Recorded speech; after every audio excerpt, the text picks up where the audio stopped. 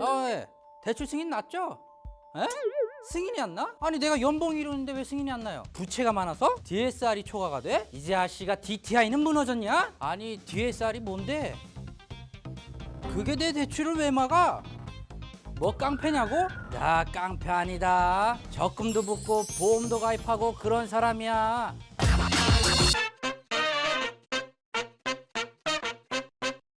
안녕하세요, 백골TV입니다. What's up, bro? 나 또 왔어. 아니 대체 왜 자꾸 나오는 거예요 이렇게? 나 고정됐어. 이제 고정 멤버. 아니 아무나 고정되는 거예요? 나. 여기 막 이렇게 호락호락한데 아닌데? No, 나 아무나 아니야. 미셸이 아무나지. I'm Charles. I'm Michelle. I'm Charles. I'm Michelle. 둘 다 처음 이렇게 시작부터 이게 초딩처럼 왜 그러는 거예요 대체? 그보다 오늘 그러면 어떤 게 궁금해서 이렇게 나오셨어요? 저번에 뭐 배웠던 실수 여자? 실수 여자. 요자요, 요자. 오케이. 실수 여자에서 뭐 DTI, 뭐 DSR 그거 그 궁금해서 나왔어. 제가요 진짜 천재인가 봐요. 이게 말을 다 알아들었어요. 잘했어. 좀못 역시 알아들었어요. 난 믿고 있었어. 이게 정리해 보면은 결국에는 DTI와 DSR이 궁금해서 나오셨다 이 어. 말씀이신 거잖아요. 역시 MC 백. 그쵸. 잘 알아들어. 그러면 오늘은 DTI와 DSR이 무엇인지 자세하게 알려드리는 시간을 갖도록 하겠습니다. 미셸님 준비되셨죠? 예. 총 부채 원리금 상환 비율이라는 건데요. 금융부채 상환 능력을 소득으로 따져서 대출 한도를 정하는 계산 비율이라고 보시면 됩니다. 미셸 쉽게 좀 설명 좀 해봐. 난 못 알아들어. 쉽게 말씀드리면 내 소득으로 대출 한도를 얼마까지 받을 수 있냐 그걸 결정하는 수치라고 보시면 돼요. 아니 그냥 대출 막 해주면 되지 뭐 그런 수치가 왜 중요해? 찰스님 그러니까 만약에 실수령 금액이 250만 원이다 라고 가정을 해보면은 대출을 너무 많이 받아서 월 납입해야 할 원리금 상환 금액이 200만 원이에요. 이런 경우에 제 수중에 남는 돈은 한 달에 50만 원밖에 없게 되는 거죠. 그럼 50만 원 갖다가 한 달을 버틸 수 있을까요? 왜 못 버텨? 아끼면 되지. 아니 찰스 한 달에 관리비랑 집세만 내도 얼만데 밥 안 먹고 살 거야? 고기 안 먹어? 고기 난 미트 좋아해.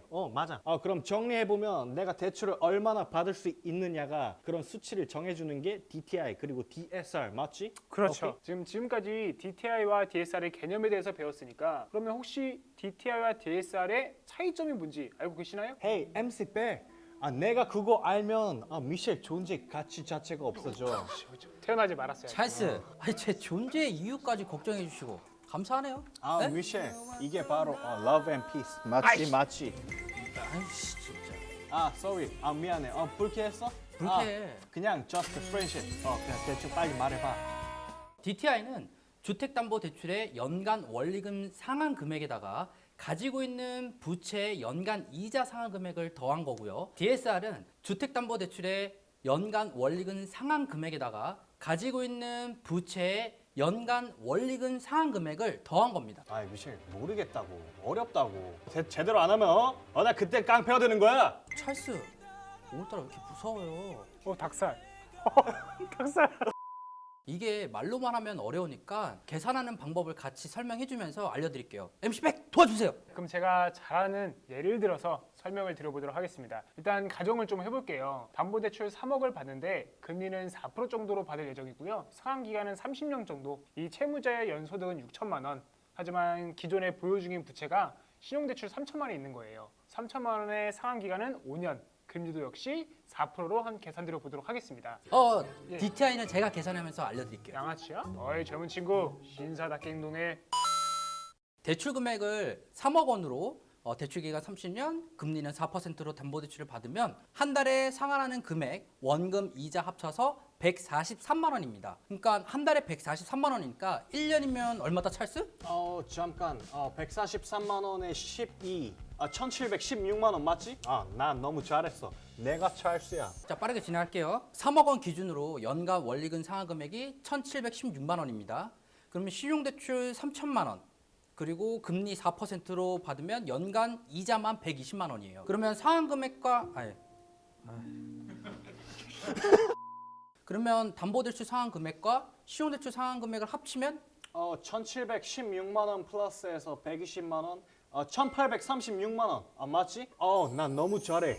역시 찰스. 찰스 머리에 계산기가 있나 봐요. 계산을 너무 똑부러지게 잘하네. 나 계산에 재능 있나 봐. 찰스 잘난 척 그만하시고 집중하세요. 연간 상환 금액이 1836만 원이니까 소득 6천만 원으로 나누면 30.6%예요. 그러니까 즉 DTI는 30.6%가 되는 거죠. 오케이. 정리해보면 DTI 계산할 때 주택담보대출은 원금 플러스 이자 그리고 나머지 부채는 이자만 계산하는 거지. 맞지, right? 아, 너무 잘했으니까 그냥 DSR 계산으로 바로 넘어가시죠. DSR 같은 경우에는 앞서 배운 DTI보다 좀 기준이 엄격한데요. 주택담보대출 3억 원을 기준으로 설명을 동일하게 드려보도록 하겠습니다. 아까 계산하시기로 그러면 연간 원리금 상환 금액이 얼마라고 하셨죠, 미셸님?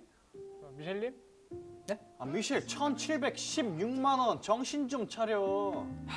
오늘 찰스가 너무 잘하니까 제 컨디션이 확 떨어지네요. 저 집에 가도 되나요? 집에 가지 마시고요. 저쪽에 찌그러져 계세요.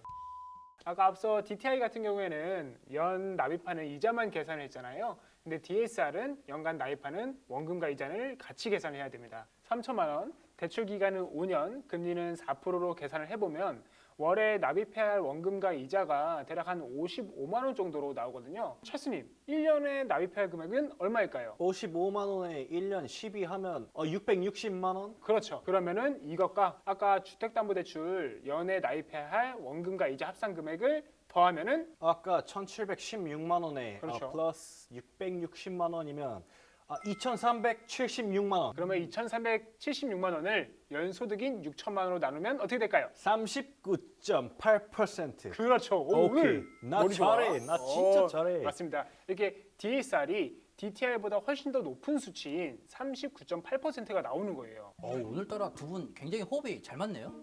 뭐 찌그러져 계셨던 거 아니었어요? 순간에 또 찌그러져요? 미셸 그냥 저 구석탱이 가서 그냥 좀 찌그러져 있어봐. 가만히 좀 있어. 정리해보면 DSR 같은 경우에는 주택담보대출은 원금 플러스 이자 그리고 나머지 부채도 원금 플러스 이자 다 합산한다. 맞지, right? Great. 굿보이.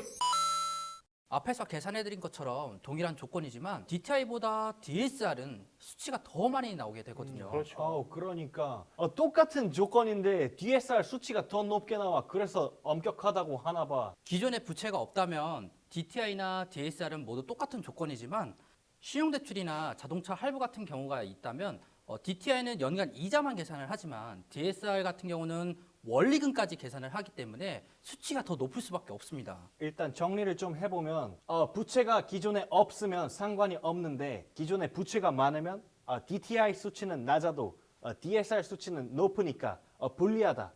그러니까 부채가 많으면 DSR 수치가 높다. right? 맞지? 어우, 잘하네.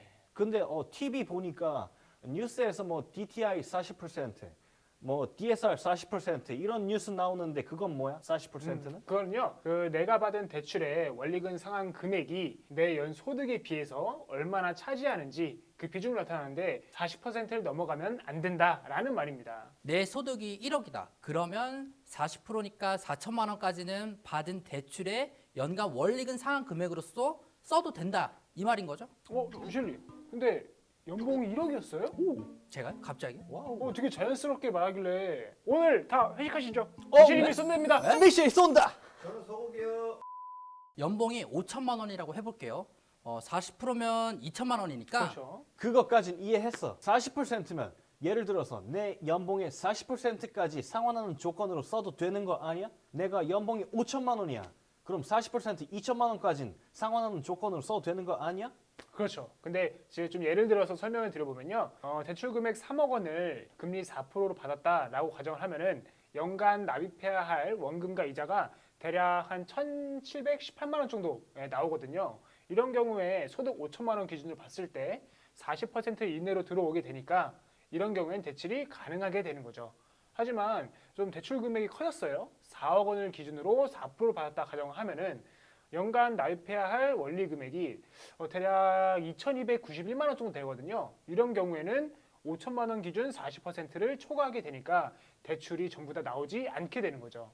그러니까 DSR이 아무래도 엄격하니까 기존에 부채가 많으면 좀 불리해. 그러면 DSR 만약 초과된다 하면 주택담보대출 받는 금액을 줄이거나 내가 기존에 부채가 많아.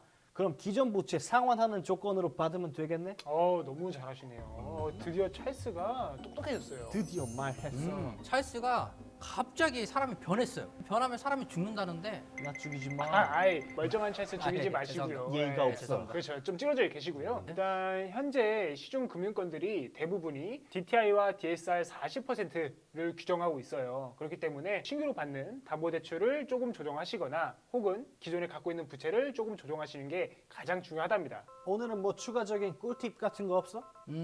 있지. DSR인 경우 은행권과 보험사처럼 금융권마다 조금씩 각각 조건이 다르거든요. 주택담보대출을 받는데 은행권에서 한도가 아슬아슬하게 안 나온다. 보험사를 통해서 알아보시는 게 한 가지 방법이 될 수가 있습니다. 미셸 오늘 한 건 했어. 한 건? 오늘은 이렇게 DTI와 DSR이 무엇인지 또 어떤 차이점을 갖고 있는지 그리고 계산은 어떤 방식을 통해 하는지에 대해서 알아봤는데요. 찰스님 오늘 궁금증 확 풀리셨죠? 솔직히 너무 어려워서 나도 한 두세 번 정도 더 계산 좀 해보고 영상 좀 봐야 될 것 같아. 뱅키님들은 DTI나 DSR 내용이 한 번에 이해하시기는 좀 어려울 수 있으니까 영상을 두세 번 정도 보시고 이해를 하시면 좀 좋을 것 같습니다. 계산기 탭을 이용하시면요 DTI와 DSR까지 계산이 모두 다 가능합니다. 미셸님도 다음에는 대본 숙지를 꼭 해와 주시길 바라겠고요. 다 했는데 무슨 다음 시간에는 저희 찰스님께서 또 어떤 궁금한 얘기를 가지고 나올지 정말 기대가 됩니다. 나 궁금한 거 진짜 많아. 기대해. 오늘 영상을 이쯤에서 마무리 짓도록 하겠습니다. 오늘 영상도 정말 유익하셨다면 구독과 좋아요, 알림 설정, 댓글까지 고생하셨습니다. 야, 안녕하세요. 감사합니다. 감사합니다. 아, 갑자기 나 하려는데